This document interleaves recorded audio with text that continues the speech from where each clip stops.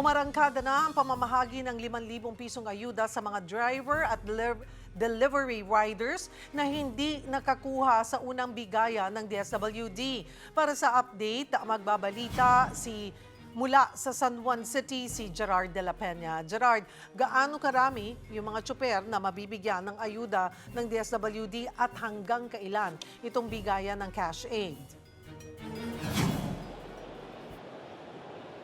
Tama, Cheryl, more or less ay 410,000 na mga TNVS drivers, mga delivery riders at mga motorcycle taxi riders yung bibigyan ng ayuda dito sa round na ito ng pagpapamigay ng Department of Social Welfare and Development. So bali ito more or less ay 2 to 3 weeks itong gagawin.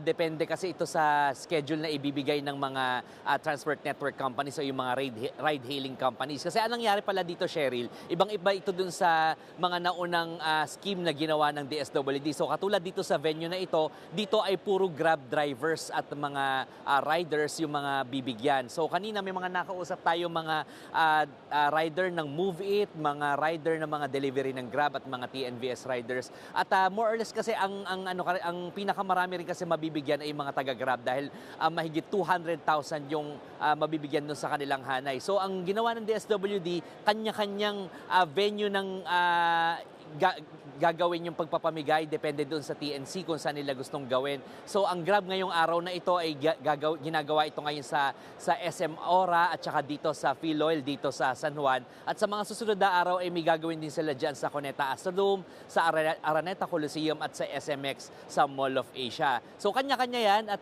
inaasahang 2 to 3 weeks nga ito gagawin, depende doon sa schedule. So yung mga gusto makakuha ng ayuda, kailangan lang nilang tingnan doon sa link na ibinaba ng kanilang TNC kung sila ay makakasali dahil heavily discouraged yung pag-walk-in dito para hindi magkagulo. Cheryl. Bukod sa bigaya ng ayuda, may update na ba tayo kung bababa o tataas ang presyo? Sa iba naman to, presyo ng petrolyo bukas. Tuhugin na natin, Gerard.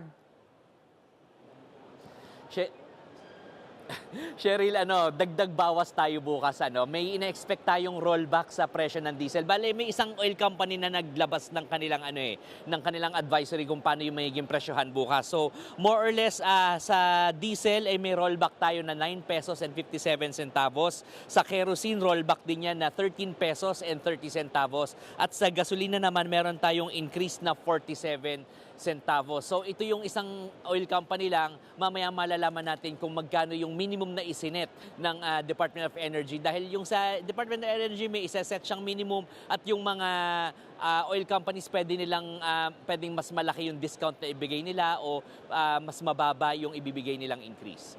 Sherry. Maraming salamat, Gerard de la Peña.